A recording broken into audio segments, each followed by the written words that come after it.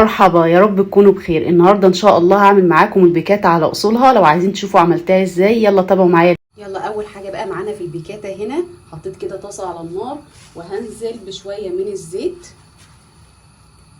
شويه صغيرين خالص من الزيت كده عشان بس احط مكعب الزبده. وهنا بقى حطيت مكعب الزبده كده لحد ما يسيح معايا زي ما انتم شايفين. اول بقى لما الزبده تسيح معايا كده، معايا هنا لحمه زي ما انتم شايفين مقطعاها زي الستيك كده شرايح كده، وبتبقى من الفخده وبتبقى حمرا كده زي ما انتم شايفين. هنزل بيها كده في الطاسه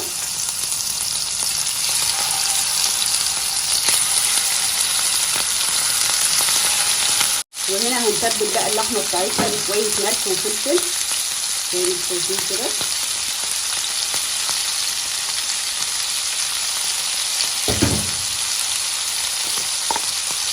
وشويه من الفلفل الاسود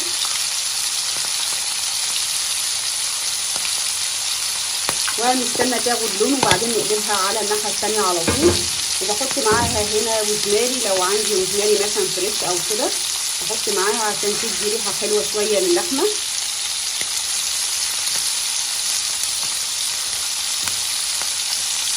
هنا بقى قلبت اللحمه كده على وشها الثاني بعد ما خدت لون، وبرضك هديها كده شويه من الملح نفس اللي عملناه اول مره، وشويه من الفلفل الاسود.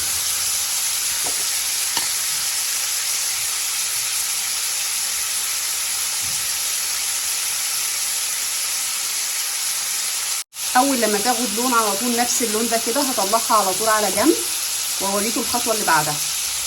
كده بقى خلصت اللحمه، دلوقتي هشيلها على جنب ونبتدي على طول في الخطوه اللي بعدها. معايا بقى هنا الطاسه نضفتها كده بمنديل وهنزل بشويه من الزيت بردك، ومعايا هنا كمان مكعب من الزبده هنزل بيهم كده لحد ما الزبده بتاعتنا تسيح.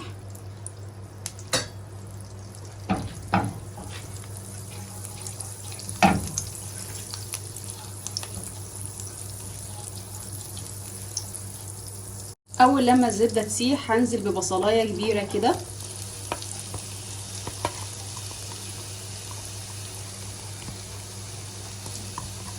وهشوحها لحد ما تاخد لون بني خفيف، مش ان هي تتحرق، لا لون بني خفيف هوريهولكوا كده بعد الدبلان كده بشويه. اول بقى ما البصل وصل معايا للون اللي انتوا شايفينه ده كده هنزل دلوقتي بالمشروم.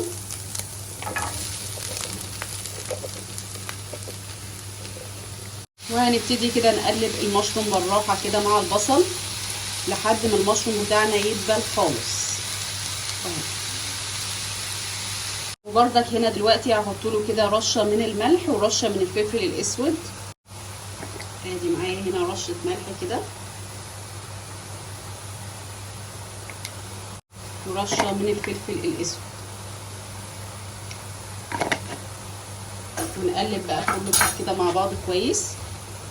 معايا 4 فصوص من الثوم هنزل بيهم مفرومين كده، وهنبتدي بردك نقلب لحد ما المشروم يستوي، كل حاجه تستوي معايا كويس. اول لما المشروم دبل معايا كده دلوقتي انا هشيله على جنب ونشوف الخطوه اللي بعدها. دلوقتي بقى هنعمل الصوص بتاعنا. معايا هنا 4 معالق كبار من الزبده هنزل بيهم زي ما انتم شايفين كده لحد ما الزبده بتاعتنا تسيح. لكل معلقه زبده معلقه دقيق، او لكل معلقه دقيق معلقه زبده كبيره زي ما انتم شايفين اهو. نخلي الزبده بقى تسيح معانا خالص. هنا بقى هنزل ب4 معالق كبار من الدقيق وهبتدي اقلب الصوص ده كله كده مع بعضه لحد ما لون الدقيق يبقى غامق شويه.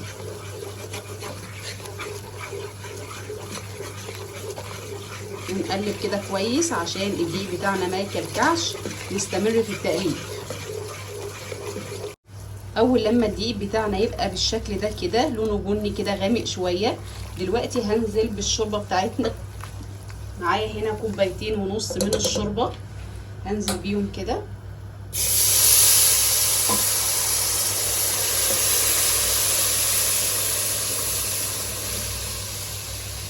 وهنبتدي نقلب كده.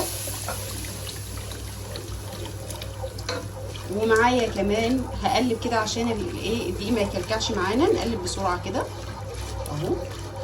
معايا كوبايه كمان من كريمه الطبخ معانا هنا هنزل بيها.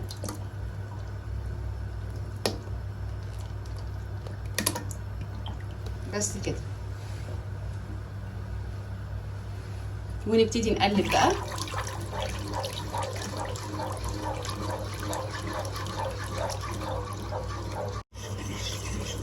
دلوقتي بقى هنزل بكل المكونات اللي انا عملتها معاكم. اول حاجه هنزل بالمشروم،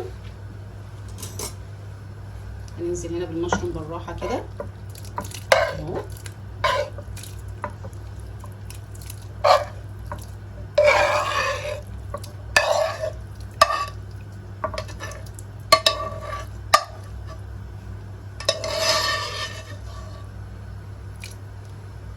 وهنقلب المشروم مع الصوص بتاعنا بالشكل ده،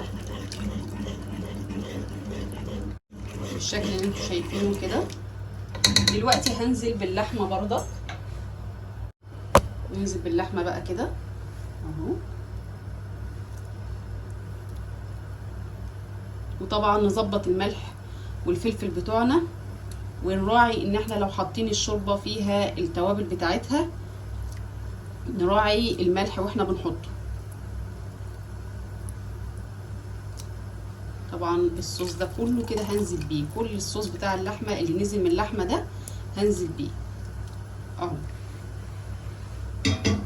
وهنديها كده تقليبه، وهنسيبها بقى على النار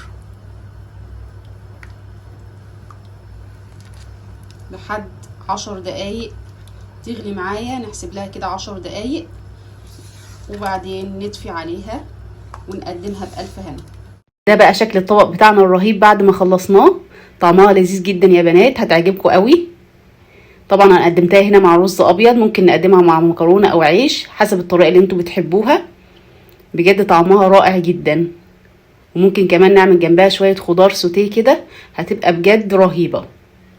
طبعا بقى لو عجبكم الفيديو ما تنسونيش من اللايك والشير والسبسكرايب، ولو عايزين اي وصفه جديده يا ريت تكتبولي في الكومنتات. واشوفكم بألف خير، مع السلامه.